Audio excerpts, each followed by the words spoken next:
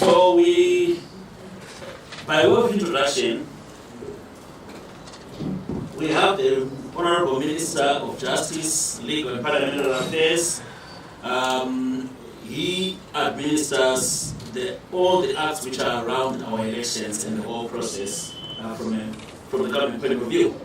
On his right, we have the Secretary for Justice, Legal and Parliamentary Affairs, Advocate Virginia Mabiza, of course, is Honorable Ziyambi.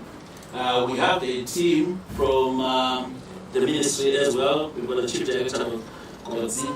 My name is Zim Gvt. I'm Secretary for Information, Publicity and Broadcasting Services. The Minister will read, will make his prepared remarks. After that, you will be allowed to ask questions. Hopefully, there won't be too many because it's a bit late. Honorable Minister, when you're ready. Thank you very much, Secretary Marwana. I want to welcome you all and a very good evening to you all. Yes. The Secretary for Information who is here, just introduced me well, and my team. Okay. There are several.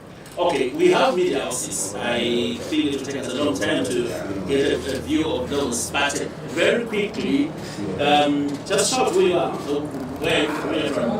You don't know others. Okay, fine. But we have local, international media. We have electronic media. We have online media. I think I saw Teneo. I saw ZBC. I saw NRTV. I saw Russia Today, RT. I saw some people I don't know as well. But we also have visitors who have come to be with us from Namibia. Yeah, our comrades from our observers from Namibia. We have come to witness and take part in here. So, Honorable Minister, if you have no other problems, let's proceed. Thank you very much. Like I said, good evening to you all. We have called this press conference to enable us as government to respond to some of the shocking inaccuracies and misrepresentations of the state of our democratic institutions.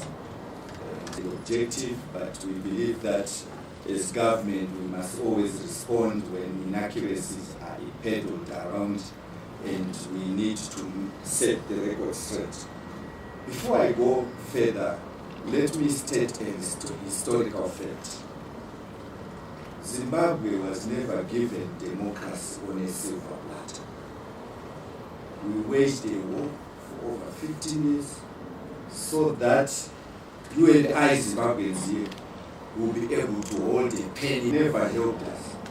It's the blood and sweat of sons and daughters of Zimbabwe.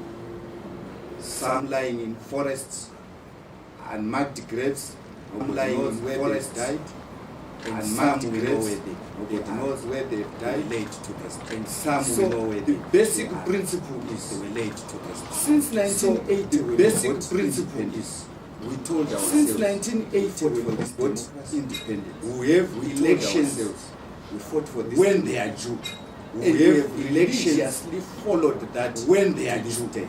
And we have we believe that followed some of those who want to teach us on democracy. So we believe issued so far read like a script from one of the election contenders, as there appears to be some of you know, you can follow what some people have been saying, and it has exactly been reproduced by some of the election observers without even bothering to hear the other side of the story.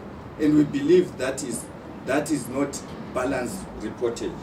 And there's a striking semblance in diction and nuances between certain reports that have been produced by certain observers. And this cannot be allowed to go unnoticed, because it was strikingly there for all to see. And we said there is an agenda to this. However, as government, we always welcome and appreciate progressive comments that are aimed at strengthening our systems, institutions, processes, as this tallies very well with our Vision 2030. And we aim to enhance all facets of our society. We are, however, we take strong objection to any statements that deviate from defined mandate and the code of conduct of observers. I'm saying this because when observers come to our country to observe elections, they have not come here to rewrite our laws. If we have a constitution that dictates what we are supposed to do, and laws, observers are there to follow whether our processes are within the confines of our laws. But some of the comments, like one which was saying that we were supposed to allow homosexuals to contest, as if we even ask your sexuality when you go to SEC to put your nomination papers, notwithstanding that our culture does not allow that. And then they come here to say we must recognize minorities. I think that was also an example of uncalled reportage to try to tarnish the whole process in a manner that we felt that we should respond. Coming to issues of political and the security environment, I want to state that we are a very peaceful nation. If there are international observers here and even local international reporters or local journalists who have traveled, you admit that your country is one of the most peaceful in the world. And we take pride in that. And we believe that this peaceful culture that we have is an essential ingredient for us to hold a credible election. And as the Second Republic, you recall that all the rallies that His Excellency has addressed, he hammered on this point. Let's be peaceful. Let's ensure that we remember that after an election we have a life to live. We are brothers and sisters, father, son, and no one has made this clarion call for peace more than His Excellency. And I think issues to say that the environment was not peaceful were a script from a contender, but they do not depict what was on the ground. In fact, during the pre-election period, sometimes you drive across the country, you do not notice that we are in an election period. It was very quiet indeed. And as government, we are actually alarmed that some reports went on and on and on about the delimitation process. Those of you local journalists, even some international journalists, are aware that the chairman of the parliamentary committee that looked into the delimitation report was from ZANU-PF. And those who followed parliamentary proceedings will know that this was widely debated. And these very same people who, as they are, dictate that ZEC has a final say in the delimitation process. And as a country, we didn't want to violate our constitution and not accept what ZEC was saying about the delimitation process. In other words, whatever the delimitation report was, or how the country was delimited, it affected all parties equally. And this is an established fact, because the voting in parliament, the sentiments was the same across the board. But all of a sudden, we find it being sneaked into the observer mission report, a process outside their mandate to observe the election. Observers do not come here to dictate how we legislate, but they come here to observe, at our invitation by the way, how we are conducting our elections, and whether we have whether that is consistent to the laws that we have. And we believe that this comment was outside the mandate that some of these observers had been given. And on freedom of assembly, there was an insinuation that ZANU-PF is the only one that was allowed to hold rallies, and the other parties, they had their rallies cancelled, or they were denied by the police permission to hold their rallies. I think we have this information in the public domain. The police have issued statements which indicate actually that ZANU-PF has more political rallies that were denied or cancelled by the police because of security reasons, more than the opposition. And we believe that this was not a fair comment, but one which was taken from a script of somebody who simply wanted to ensure that the narrative that the process was not free and fair is maintained. You will recall that before elections were even held, some of the candidates were saying that the only legitimate result is when we win, when I win. You go, and this is the position now that is being put in some of these observer mission reports, and we say that is not very fair and factual. We believe that if you look at the statistics of what happened during campaign, we had several rallies that were denied, and we believe that this was not a fair reflection of what transpired. And then there was a comment that was shocking about freedom of expression, and they go on to mention the so-called Patriotic Act.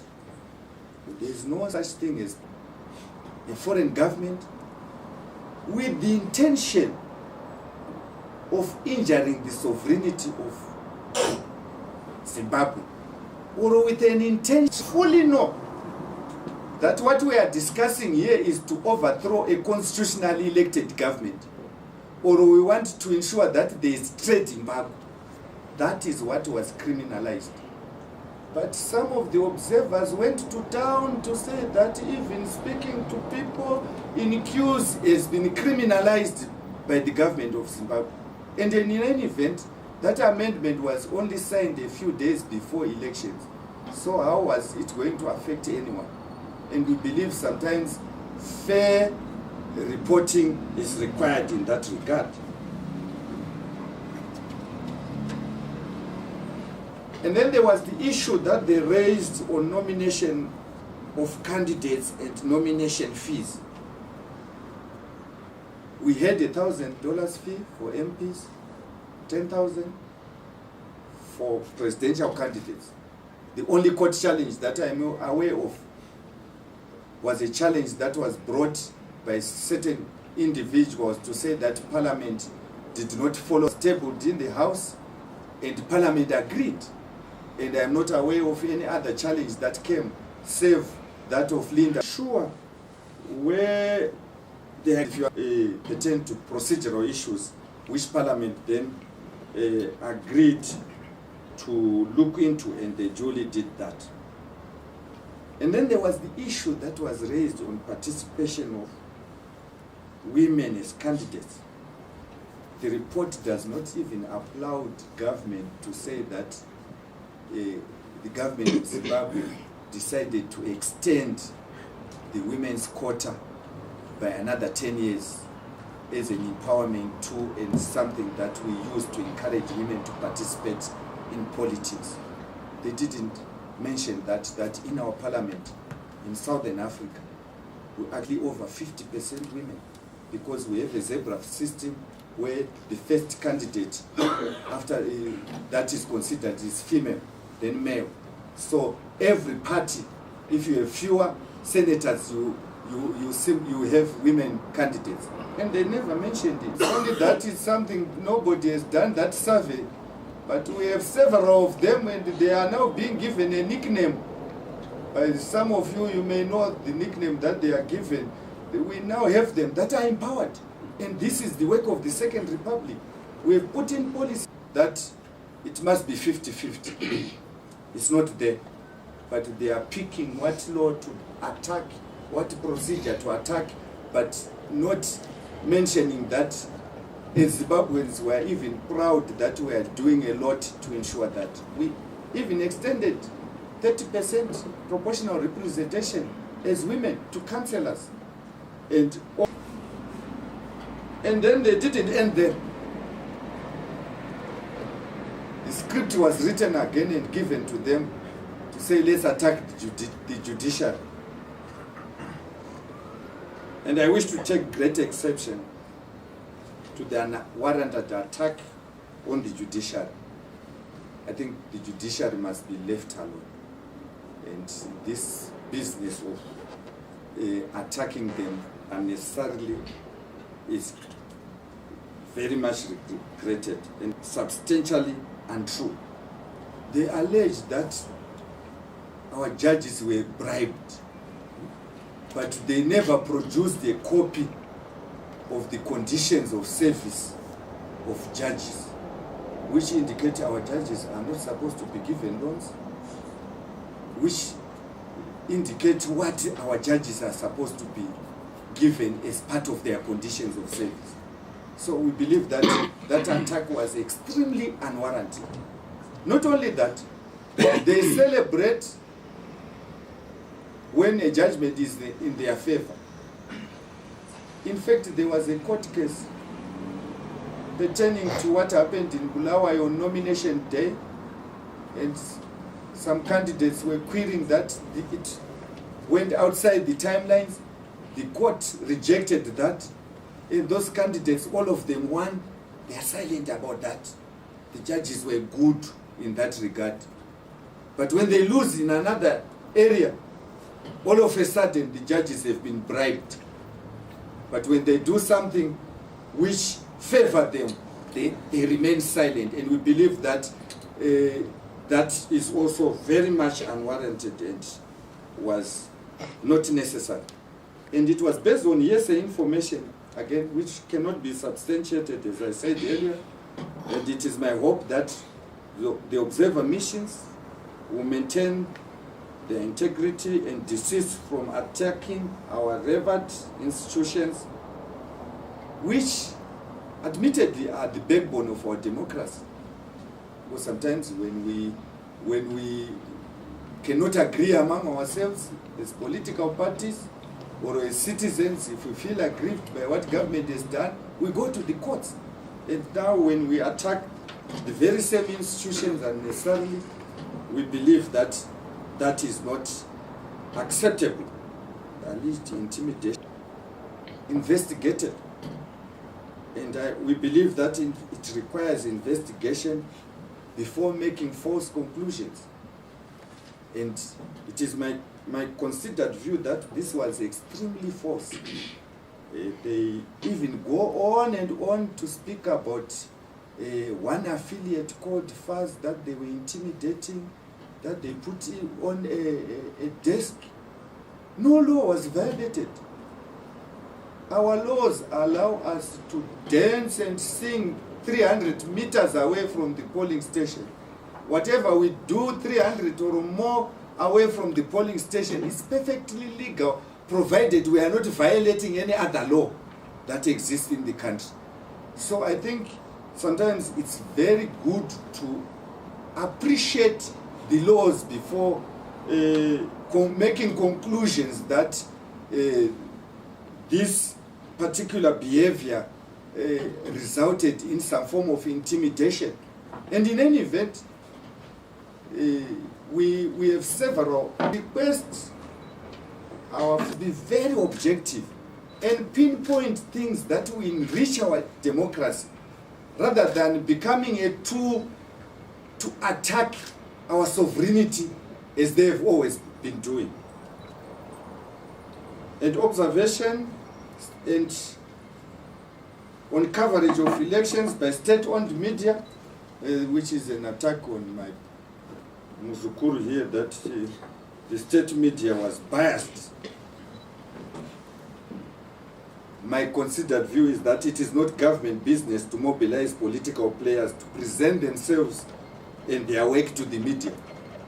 It was not part of the mandate of ZBC to be running around looking for opposition or ruling party players to say, can you interview me? Rather, you subject yourself, the law allows. And I remember, and this is an established fact, several reports on ZBC when they were interviewing wrongly events that were obtaining on the ground. And on observation on election days, which is 23 and 24. By the way, I also picked up that they were attacking the extension by His Excellency when ballots could not reach the polling stations on time. In fact, I think that was one of the most important decisions that was made by His Excellency to ensure that everyone exercised their right. If you look at Harare, which was affected, the majority of areas where that they wanted to produce because they knew that they were going to lose, to say this process was not free and fair. So everyone was given an opportunity to exercise their vote. Everyone was given the same number of hours. Each and every polling station was given the same number of hours. That it was very peaceful. Even where there were delays, our people remained peaceful. And we want to commend our Zimbabweans for that. They remained patient, peaceful. They understood the explanation that they were given by ZEC. Those that were told that you vote the following day, they went home peacefully, came and voted. I may be aggrieved that when they came and voted, they didn't vote for me or for my party. But that is the democracy that we fought for. And it happened, and we do not have any incidences of violence in that regard. However, we had logistical problems that happened, and if on recommendations, we are eagerly awaiting the final recommendations after the proclamation of results, and it is noteworthy, it is worth a report similar to what we already have, the complaints that they've always been saying. And if we are in enable of none, it does not mean that we are blind to the machinations of some elements that have imposed sanctions on us. And it is our sincere belief that we are moving forward towards re-engagement in earnest. We are saying to ourselves, we don't want to make enemies. But we are not blind. Those that want to be friends with us will gladly accept grievances, as witnessed in the report from Zambia. I do not believe that it's a true reflection of the entire team that he was heading, or the thinking of SADC. Yeah, I think he's simply decided to use his prerogative as the head of the mission to issue a statement that is more or less similar to grievances that we already knew some of the contenders were saying. And we are very happy that you attended this. We wanted to set the record straight that when observers come, they stick to what they came to do. We have laws, we have our democratic institutions, we have procedures, and theirs is not to come and tell us, ngochani ngadzive pama candidates. We have never gone to their countries to say, can you allow polygamy? We have stayed in our country and said we'll do things the way we do as Africans. And lastly, I want to say, no country brought democracy to Zimbabwe. It's the blood and sweat of daughters and sons of this country. Thank you very much. Wow. Thank you, Honorable Minister. There you are, members of the media. We will take we have 2 rounds of 4 questions each. Honorable Minister, do you want to take a question at a time, or you take all 4 in this round? 4. Then you respond, then 4 in the next round. So I'm sorry if we don't pick you up, but we will allow each one a chance. Of course, there are more than 8 people in this room, so you would understand. So state the media house you are working for or you represent, sorry, your name and the media house you represent, and a question per person. Not one person asks 4 questions and says I'm just one person, right? So I'll say it's close to me here. Your name and the media house. Thank you so much, P.S. Mangwana. I don't know if I'll be allowed to have at least 2. No. 1. Okay, 1. Just so among your burning questions, or most burning, choose the one which is so pertinent, the one that's making you gasp. That is fine. Yeah, I have 4. Anyway, Honorable Minister, I just wanted to understand and confirm as a matter. Sorry. My name is Tony Rosito. I'm with Checkmate TV. Sito. Yes, I need to.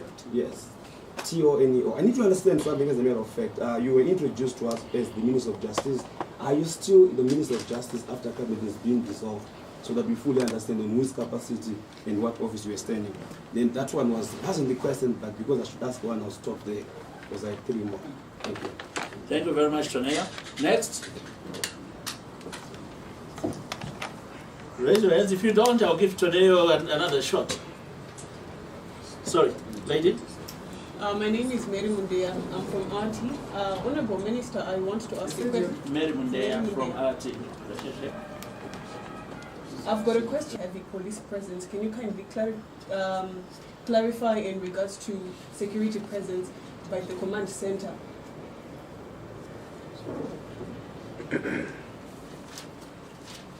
Okay, thank you, Mary. Yes. Roderick Mashingaidze from NRTV. Honorable Minister, Roderick Mashingaidze from NRTV. My question is pertaining to the last part of your presentation on the sentiments by the head of mission from SADC. Now, Zimbabwe being a member of SADC, the issues that he raised speak to the integrity of the elections. And you are saying that what happened, some of the concerns that they raised, they are not in conformity with the guidelines on how we are supposed to conduct elections. So as a member, what recourse do we have if they are to maintain that stance? Okay. Did you capture that, Honorable Minister? Can you repeat? I'm saying, so I think in summary, let me see if I can validate what you said, Roderick. He is saying some of the observers went outside their mandate, that's what you said, and outside the code of conduct, and made pronouncements which were outside those. So what recourse do we have as a country over that? Is that correct? Summarily, yes, it gets to that. It gets to that. The issue is, They saying you violated the guidelines on SADC on conducting elections, right? He is speaking as if it's the position given by SADC. As a member state, Zimbabwe, we are agreed. Oh, yes. Thomas Madu, two secretary general. Thomas Madu, Is there anything wrong with the observer mission seeing the same things with the other participants? They get the same facts or same information from the observation. Is there anything wrong with that?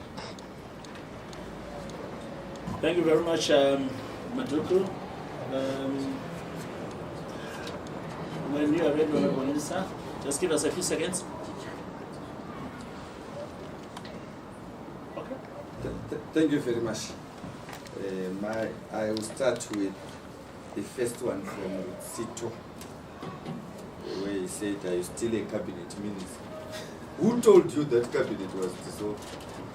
If I may ask, because you stated as a fact that cabinet was By dissolved. constitution, as a constitutional issue, Honorable Minister, cabinet should have dissolved, if I'm not mistaken, 2 or 3 days before elections. Oh, that's your understanding. You are totally lost. Unless if I'm lost, you correct me. The tenure of a cabinet minister, according to the constitution you are quoting on section 108,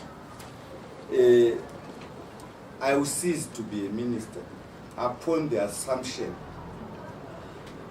of office by a new president. So, if you go and read section 108 of the Constitution, you clearly understand that you were shooting in the dark. Next question. The next one by Mundeya, Russia Today, saying that we are waiting for results amid police presence. I'm sure it's very detailed, but what I can tell you is, if it's necessary to preserve life and we go through this process without losing a life, and that entails having a heavy police presence, I'm sure you would prefer that. Then Mashingaidze, you're saying there were violations on SADC guidelines alleged, and what recourse do we have as Zimbabwe? First thing is, we don't hold elections according to SADC guidelines. We hold elections according to Zimbabwean laws.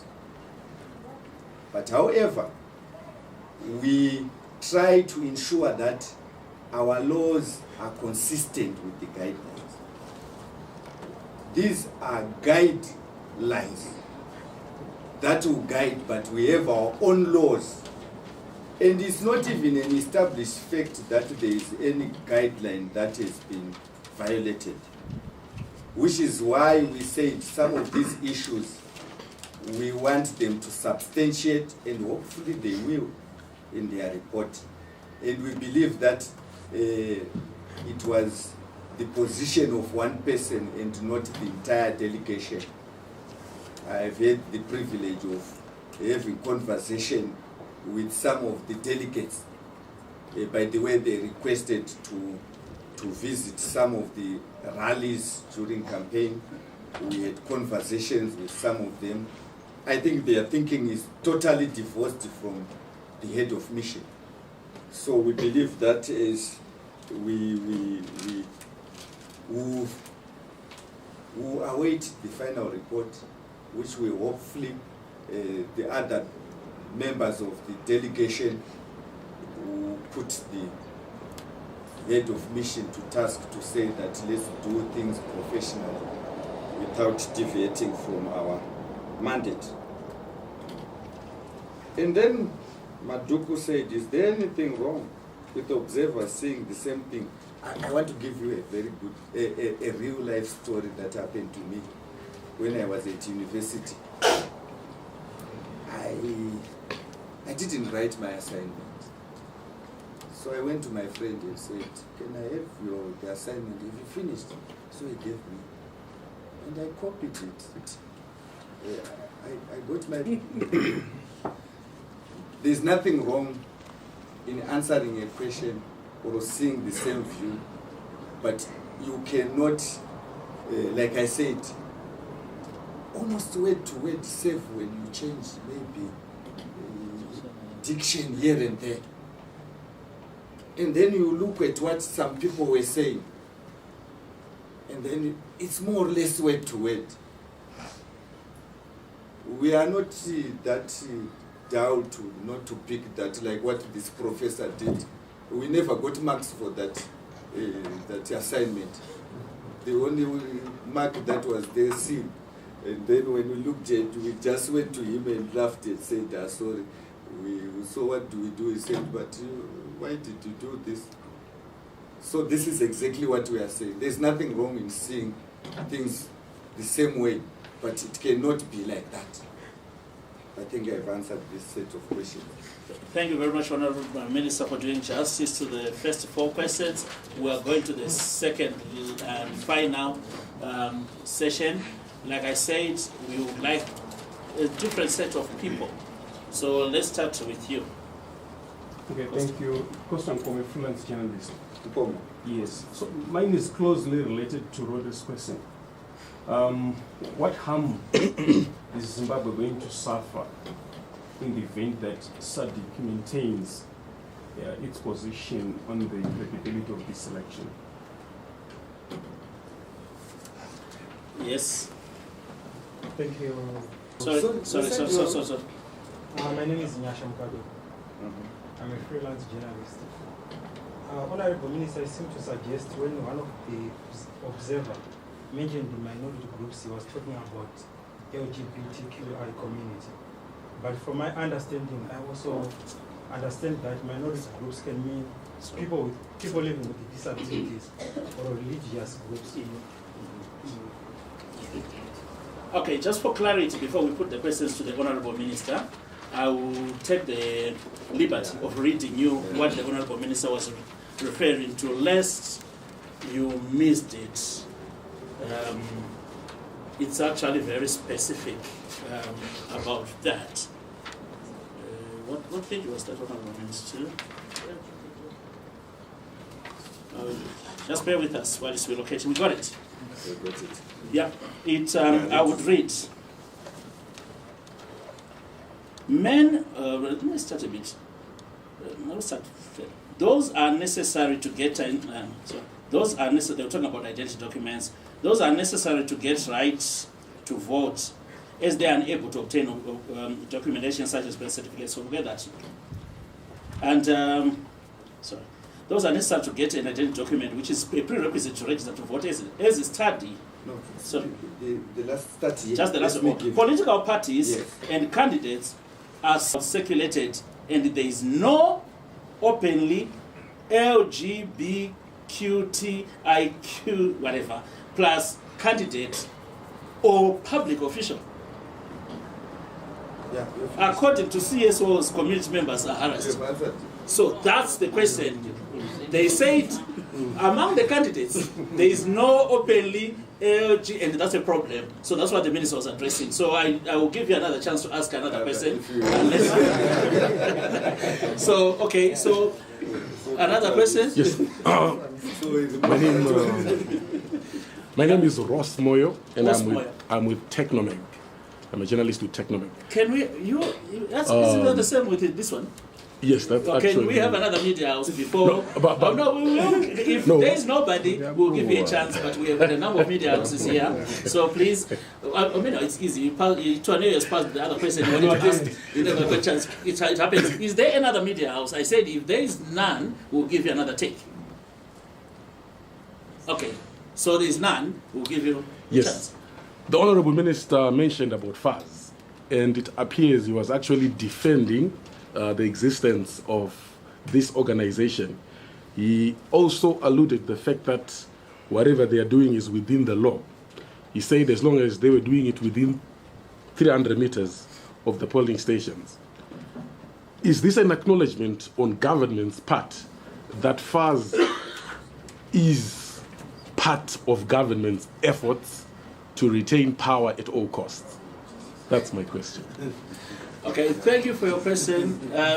Before I give Mary another chance, another shot, is there any person? Well, you guys have already done. Is this one person? Yeah, now you've dominated, so we will give Mary another shot. If there's no other person out there, because you've asked 2 persons as a media house, and Mary can ask Keith to ask a question on his behalf, so we'll give Mary a chance. All right. Artie? Honorable Minister, I've got a question in regards to the preparedness of ZEC from your position as a party. As a government. As a government. I would want to understand whether you were happy with what happened as far as the voting process on the 23rd and 24th, and what's your position at this point in time in regards to what took place in terms of preparedness of the Electoral Commission? Thank you. I think that's our final question, right?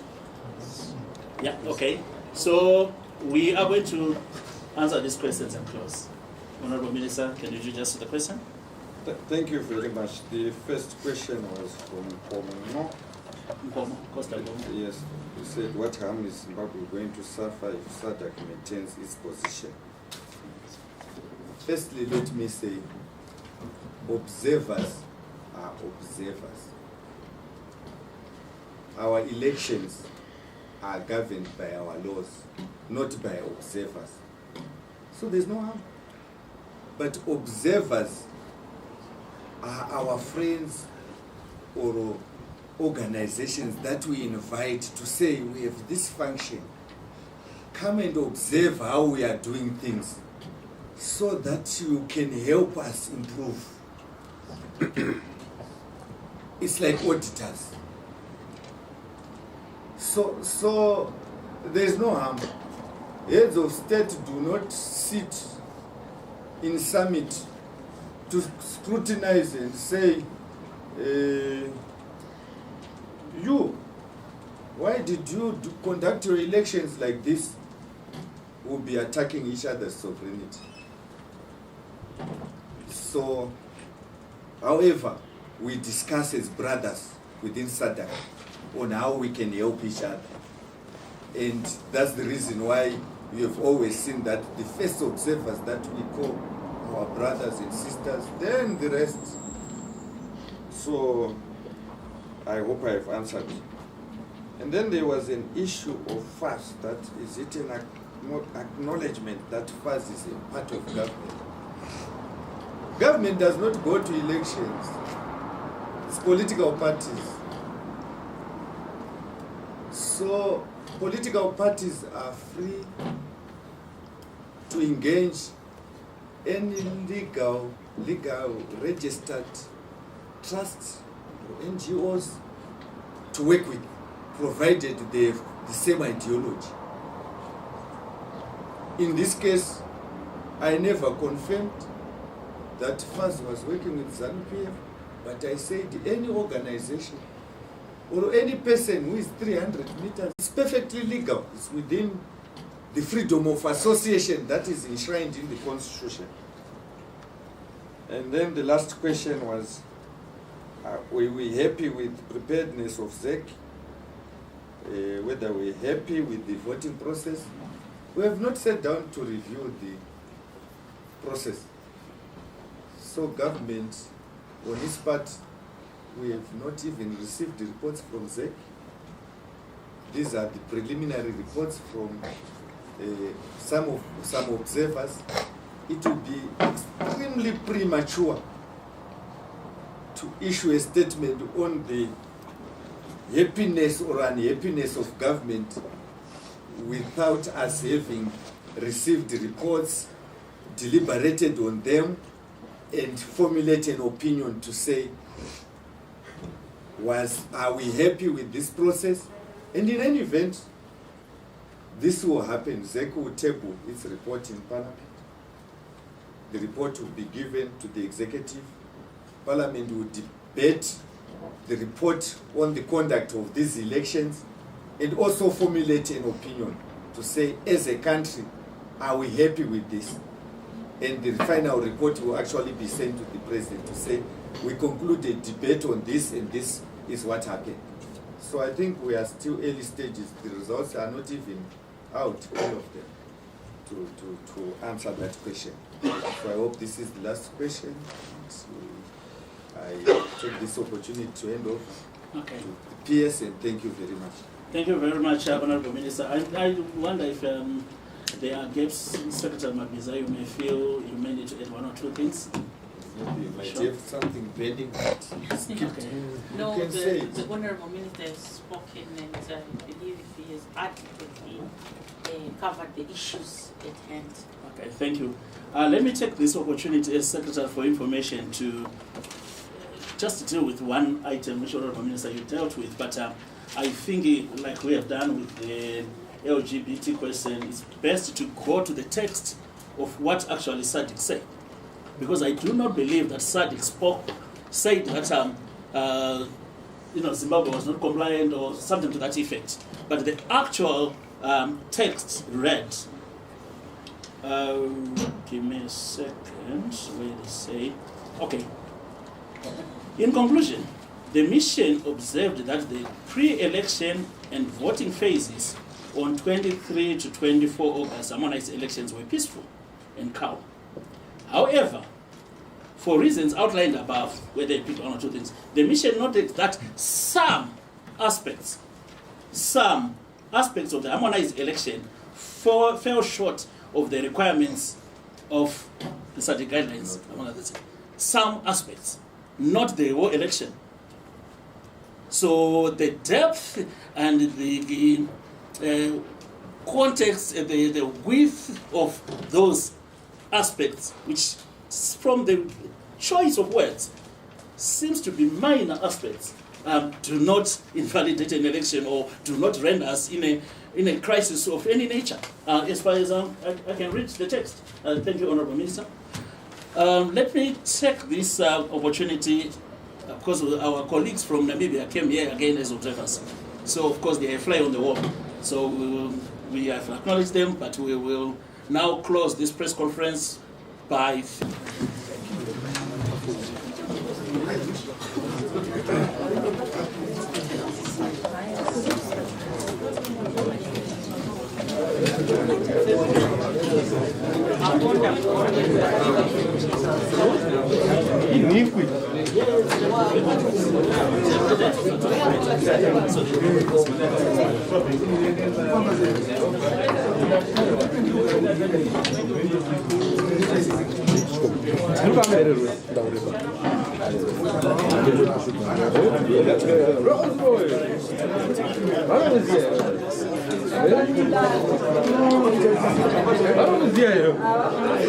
Vamos,